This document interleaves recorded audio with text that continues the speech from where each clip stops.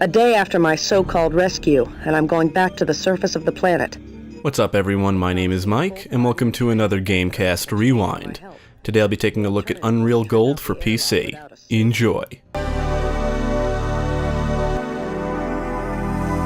I assume everybody has heard of Unreal, anyone who plays games that is. If not the game, then the engine. When I think of Unreal, I think of multiplayer because that's really what the series is focused on, but the first two games had actual stories. Unreal does have a multiplayer component, but from what I've researched, the network code needed improvement, thus Unreal Tournament was born. Unreal Tournament was initially developed as an expansion for Unreal and went on to become one of the best multiplayer games of its era.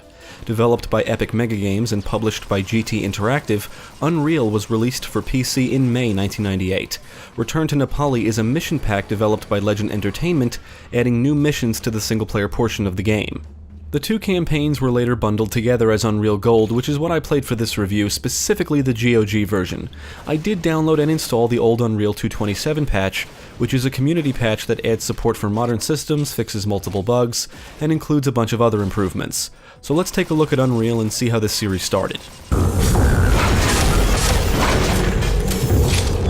You can walk, run, crouch, jump, and dodge, and any items you pick up can be stored in your inventory for use at any time. The translator is not only good for understanding the story, but also for understanding what you need to do to progress. A lot of the information you come across are actually hints or indications of what you need to do. You can use the flashlight, searchlight, and flares to see better in dark areas. The force field can be used as a defense. Invisibility makes you temporarily invisible, and jump boots allow you to jump higher than normal. The amplifier will temporarily increase the damage of certain weapons, and scuba gear allows you to breathe underwater for a brief time. In Return to Nepali, you'll acquire marine scuba gear, which does recharge over time. Then there's fruit seeds, which can be planted to grow nali fruit, which grants health. Health can also be restored from health packs and super health packs found throughout the environments. Kevlar suits, assault vests, and shield belts provide you armor, and toxin and asbestos suits allow you to traverse through hazardous areas safely. Items, weapons, and ammo can be found lying around the environments and in breakable objects like crates. There's a good variety of weapons in Unreal and they all prove to be useful. You start out with the dispersion pistol, which has infinite ammo since it does recharge energy. It fires energy bolts and you can charge up energy for more powerful shots. You can find upgrades for the dispersion pistol which make it more powerful. The auto mag is a handgun that can be held sideways for a faster rate of fire. The ASMD can fire a beam or slow-moving orb of plasma. If you manage to shoot the orb with the beam, you can create an explosion. The 8-ball launcher is basically a 6-barreled rocket and grenade launcher, and if you hold the crosshair on an enemy long enough, the 8-ball launcher will lock onto them. You can hold down the fire buttons to unleash multiple projectiles at once. The minigun fires a stream of bullets, and its secondary fire is a faster but less accurate stream. The Stinger is like a machine gun-shotgun combo. I think the flak cannon is my favorite weapon just because of how satisfying it feels to use. It launches flak shards that can bounce off surfaces, and it can also launch grenades. The Razor Jack is a weapon that fires blades that can ricochet, and the secondary fire allows you to guide the blades with your crosshair. I find decapitating enemies with the Razor Jack to be extremely rewarding. You'll also get your hands on a rifle, which is really a sniper rifle. Then there's the GES Bio Rifle, which is a powerful weapon that fires blobs of Teridium waste that will explode. You can charge up your shots for more damage, and when the blobs land on surfaces, they basically act like timed mines. Return to Nepali adds 3 new weapons to the arsenal: the Combat Assault Rifle, UMS Rocket Launcher, and UMS Grenade Launcher. I do like using them and they fit in considering the context of the story, but they have existing counterparts that perform the same functions with some variation. For example, the Combat Assault Rifle is a rapid-firing weapon similar to the Stinger, although it does have a faster rate of fire and it can also launch a cluster of uranium shards that detonate on impact. The Rocket Launcher and Grenade Launcher do what you would expect, and you already have the 8-ball launcher which doubles as both. You can guide rockets with the Rocket Launcher, and you can launch timed grenades and grenades that can be detonated manually with the Grenade Launcher. You're going to be engaging a lot of enemies on your journey as well as a few bosses. There are different races of enemies, and some races include enemies of different ranks. Brutes are large enemies that can fire rockets, and behemoths are basically massive brutes that can do more damage. When it comes to the Scar, you'll engage scouts, warriors, berserkers, assassins, and lords. They can all fire dual energy orbs and are quick on their feet, but will retreat if they take enough damage. They will rush you and slash at you when they get close enough, and sometimes they'll lunge at you with their claws. There's also Scar troopers, gunners, and officers that can wield a variety of weapons, wear armor, and carry personal energy shields. Finally, there's the Scar offspring, which are little creatures that will leap at you. In the technologically advanced areas, you'll encounter mercenaries. They can wield all kinds of weapons and activate temporary shields that cover their entire body for protection. The Crawl are a lizard-like species, and you'll engage both warriors and elites that fire bolts of energy. The Scar, mercenaries, and Crawl are the most common enemies in the game, and the higher-ranking ones will often prove to be very dangerous. These enemy types can be quick, and they like to dodge roll to avoid your shots.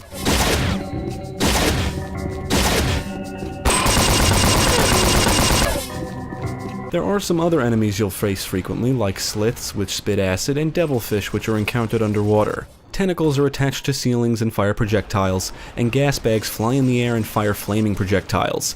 Every now and then you'll have to deal with flies, mantas, and boblets, and Return to Nepali adds 3 new enemy types to the roster: Predators, Spinners, and UMS Marines. Predators are small, fast-moving creatures that appear in numbers and rush you. Spinners are arachnid creatures that can lob balls of acid. And UMS Marines can move around very quickly and can wield combat assault rifles and rocket launchers. The most common boss-type enemy you'll encounter is the Titan. You'll fight numerous Titans across both campaigns. They can take a lot of damage before going down and will throw boulders at you, which can do a lot of damage.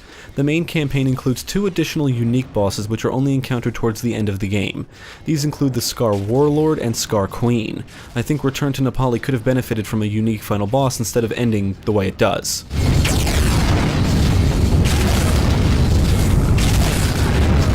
Now, I did play Unreal for the first time a little while back, but gave up around this point, and for a very good reason. It's very easy to get lost or stuck in Unreal, especially if you've never played this before. The translator will let you read the information you come across, and you really should, because much of that information indicates what you need to do, but it's not always clear where you need to go. This is not a unique trait to Unreal, since a lot of first-person shooters in the 90s had confusing and/or maze-like level design. You'll be pushing a lot of buttons, pulling a lot of levers, and interacting with a lot of terminals, and then running back to a previous location to see what was opened or is now accessible, if you can find the area. Some areas include multiple similar-looking hallways and rooms, and I often found myself running around in circles for a while. On the other hand, the environments do encourage exploration, whether it's because you need to figure out where to go or to find secret areas which contain goodies like weapons, ammo, and items. Cracks in specific walls indicate you can blow through them, and there's plenty of objects to break scattered around, which normally has ammo and items. You can also push objects around, which can sometimes be good for reaching higher platforms. You'll have to watch out for traps, lava, and some other environmental hazards, and one of the best things about this game is the large number of varied environments. You'll traverse through villages, caves, a temple, arena, castle, processing plant, and different alien installations. The environments will range from appearing primitive to technologically advanced. It's pretty cool stuff, and the environmental variety keeps things interesting throughout the entire experience and applies to both campaigns. The missions or maps are broken up by loading points, and in Return to Nepali you can view your kill statistics at the end of each mission. It took everything I had to get through the rest of that miserable Teridium processing plant. At least I killed a whole bunch of Scar and left the place a real mess. Now, I did play some bot matches, and they are fast-paced and fun, just as I expected. I do think Unreal Tournament does the multiplayer better, but that game is based on the multiplayer here after all. I only played with the content that the game and old Unreal 2.27 patch came with. You can set the game style and speed, set a frag limit and time limit, create a map list, and customize the bots. You can decide on their appearance, name, color, class, skin, and then set how they will perform in battle with stats like skill, accuracy, combat style, alertness, camping, and favorite weapon. The bots actually perform well and can be challenging depending on how you configure things. Obviously, they're nothing like real opponents, but they can make for fun single-player action experiences. There's different game types to choose from, including the classics like Deathmatch, Team Game, and King of the Hill. I believe the old Unreal 2.27 patch adds quite a few things, like the quad shot for example, which was a weapon cut from the final version of the game. There is a large variety of maps to choose from, and you can download and apply mutators, which are basically modifiers. Needless to say, the multiplayer can be a lot of fun. You can download all sorts of mods that change things around, so you're not limited to just what the game offers. Prisoner 849 escaping.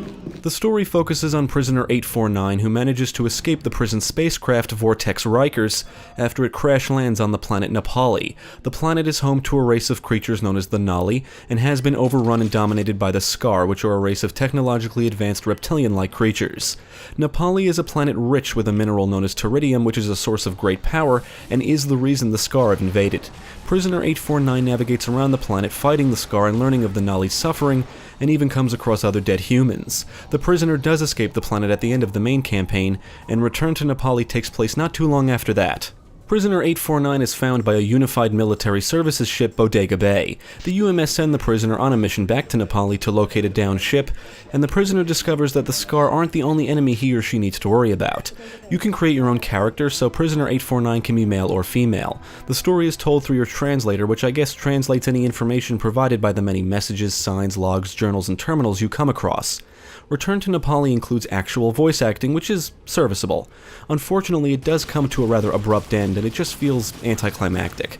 You're never forced to actually care about the story in either campaign, but it's there if you want it. One thing I love about Unreal is its atmosphere. Everything about it is very sci-fi and alien.